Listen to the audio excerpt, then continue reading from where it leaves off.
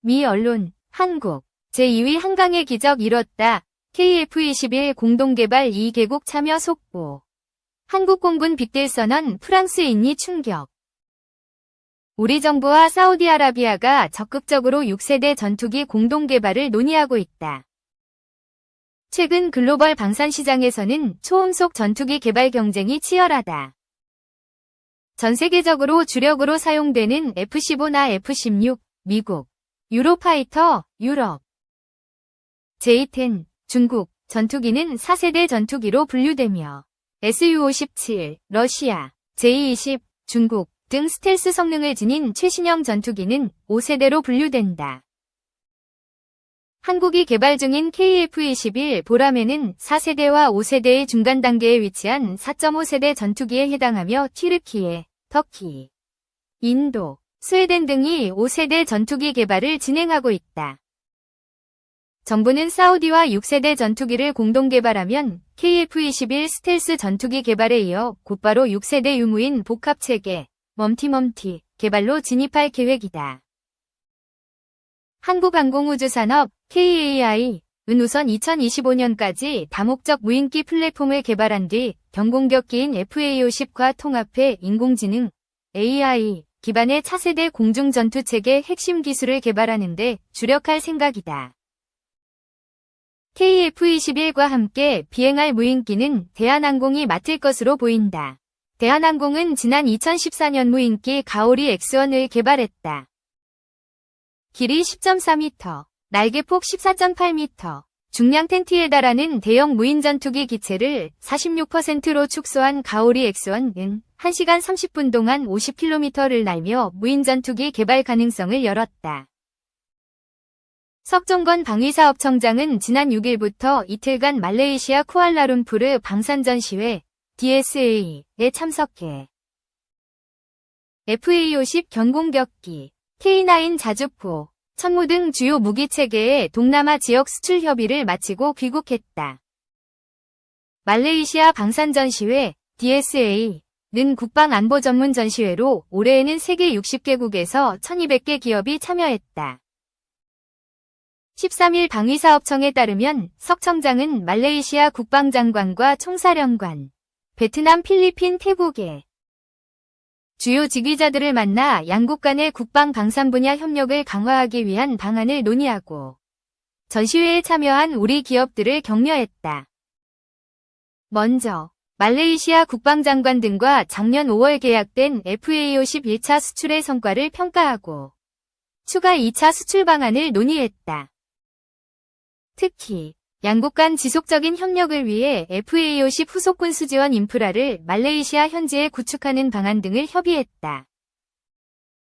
또한 말레이시아 국방장관과 석 정장은 양국 업체 한화에어로스페이스, WBG 간의 천무 수출을 위한 업무 협력, MOU 체결식에 임석하고 향후 천무 및 천공 II 등 유도무기에 대한 수출 협의도 적극 추진하기로 했다.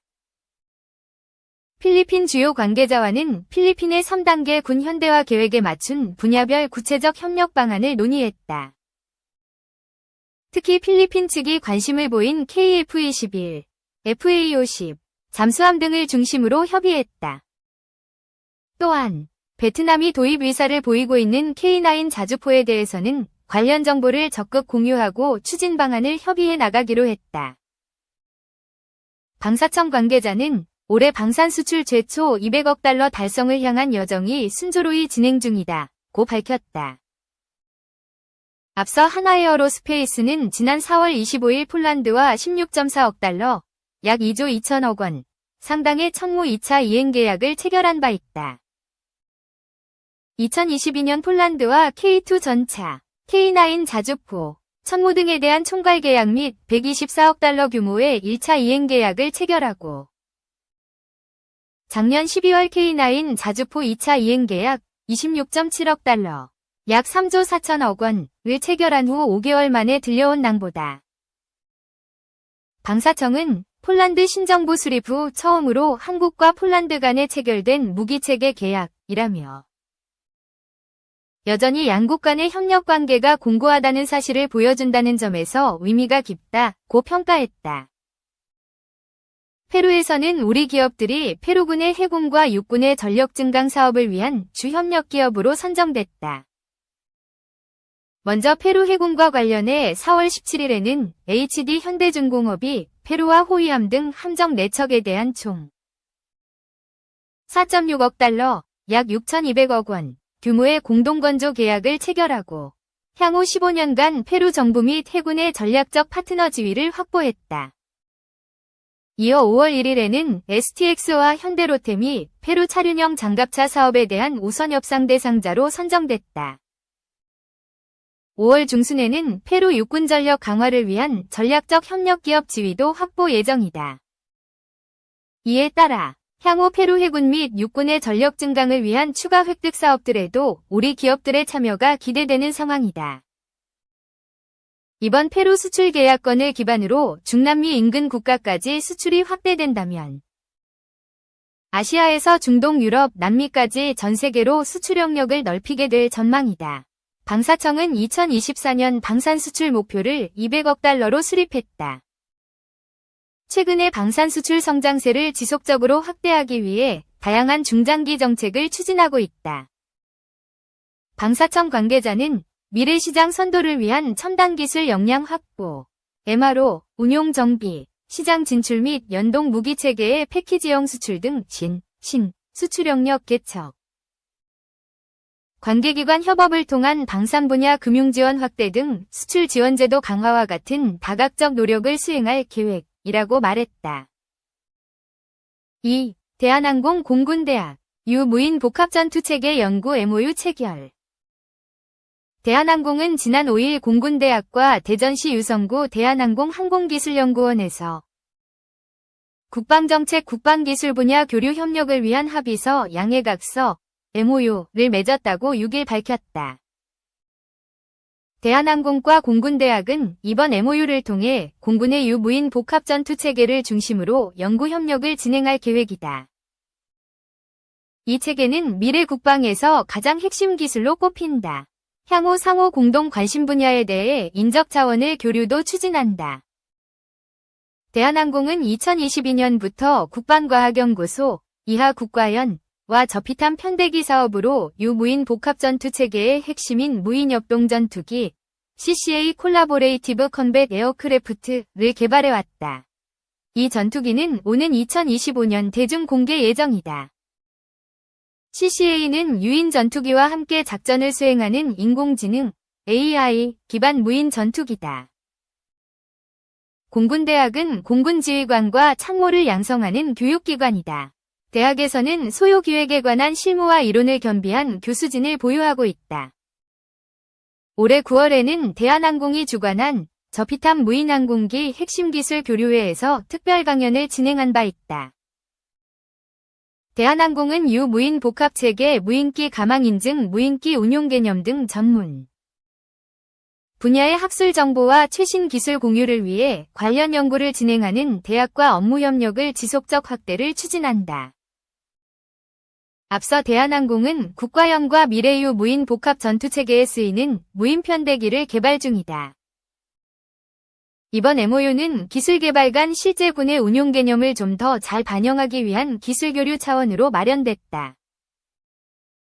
대한항공은 국과연과 함께 2010년부터 국내 최초로 저피탄 무인기를 공동 개발해 무미익 시험 비행에 성공한 바 있다. 2021년에는 국방기술진흥연구소에 광대역 저피탄 UAV 기체구조 기술연구 과제를 수주해 진화된 스텔스 기술을 개발했다. 대한항공은 20여 년간 무인기 개발 사업으로 확보한 역량을 바탕으로 저피탄 무인기를 활용한 유무인 복합체계, 군집 제어 자율 임무 수행 등 차세대 핵심 기술을 확보해 국내 스텔스 무인기의 개발을 주도해 나갈 계획이다. 김경남 대한항공 항공기술연구원장은 복잡해지는 미래 국방 환경에서 공군의 유무인 복합전투체계 완성은 매우 중요하다. 공군대학과 같은 전문기관과 협업은 필수적이라 이번 MOU를 계기로 더 활발한 교류를 이어갈 것이라고 말했다. 3. 겜, 배당귀족 RTX 지갑 더 열린다. 1. RTX는 방위산업체다. 로키드 마틴보다 시총과 매출 규모가 큰 회사로 미국 우주항공 방위 전력의 한 축을 담당한다. 항공기의 랜딩 기어에서 제트 엔진, 미사일에 이르기까지 다루는 영역이 넓다.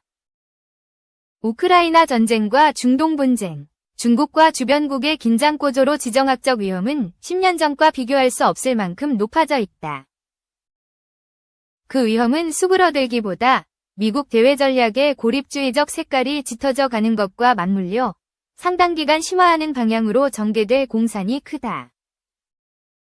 군사대국은 물론이고 지정학적 요충지에 위치한 국가들의 방위력 증강 의지 또한 높아질 수밖에 없다. 러시아 우크라이나 전쟁으로 유럽 내 나토 회원국의 방위 전력 강화와 현대화는 당면 과제가 됐고 중국의 팽창주의는 아시아 전역의 방위비 확대를 추동하고 있다. 시일혁명이 불러온 미국의 중동 전략 전환과 궤를 같이 해 중동의 화약고는 하루가 멀다 하고 굉음을 내고 있다. 인도주의적 문제와 별개로 불안해지는 세계 정세는 방산업계의 성장에 계속 자양분을 공급한다. 주식투자 정보업체 시킹알파와 파이낸스 차트에 따르면 RTX는 34년간 배당을 지급했고 30년 연속해서 배당금을 늘려온 배당 귀족 디비덴드 아리스토크래츠에 해당한다. 현재 회사의 분기 배당액은 전년 동기비 6.8% 늘어난 0.63달러, 연율 환산으로는 2.52달러다. 10월 24일 기준 예상 배당 수익률은 2.01%다. 동종업계의 로키드 마틴 2.31%, 위 배당 수익률에는 살짝 못 미치지만 S&P 500의 평균 배당 수익률 1.32%를 넉넉히 웃돌고 있다. 최근 5년 동안의 연평균 배당 인상률은 5.69%다. 최근 3년 동안은 연평균 인상률이 7.39%에 달했다. 근자에 들어 배당 증액 속도가 빨라지고 있는 기업이다. 배당 성향은 44.4%로 로키드 마틴 44.7%과 비슷하다. 후술하겠지만 견고한 매출 성장과 순이익 증가세, 양호한 현금 흐름에 힘입어 RTX의 배당 토대는 계속 단단해지고 있다. 회사의 사업부는 크게 3개. 검은색 위쪽 삼각형 콜린즈 에어로스페이스와 검은색 위쪽 삼각형 P&W, 프레덴 휘트니, 검은색 위쪽 삼각형 레이시온, 레던로 구성돼 있다. 콜린스는 항공우주 소재와 부품을 생산한다. 비행기의 랜딩 기어와 항공우주용 첨단 소재, 우주복, 항공전자장비 등을 아우른다. P&W는 제트 엔진 생산을 맡고 있다. 미 공군의 F-35 전투기와 여러 민간 항공사 등이 P&W의 엔진을 채택하고 있다. 항공엔진 부문에서 P&W는 G 에어로스페이스와 쌍벽을 이룬다. 레이시오는 첨단 방위 무기 체계를 담당한다. 미사일과 대공방어 시스템, 우주 시스템, 레이더, 사이버 전쟁 솔루션을 미 국방부와 오방국에 판매한다. RTX의 전체 매출에서 방위 부문과 상업 부문 매출이 차지하는 비중은 대략 50대 50으로 균형을 이룬다. 이는 민간 항공산업의 회복세와 그에 따른 항공 부품 및 엔진 수요, AS 서비스 수요 증가, 세계적인 방위비 지출 증가세에서 회사가 두루 혜택을 입을 수 있음을 의미한다. 3분기 역대급으로 불어난 회사의 수주 잔고를 통해서도 이를 확인할 수 있다.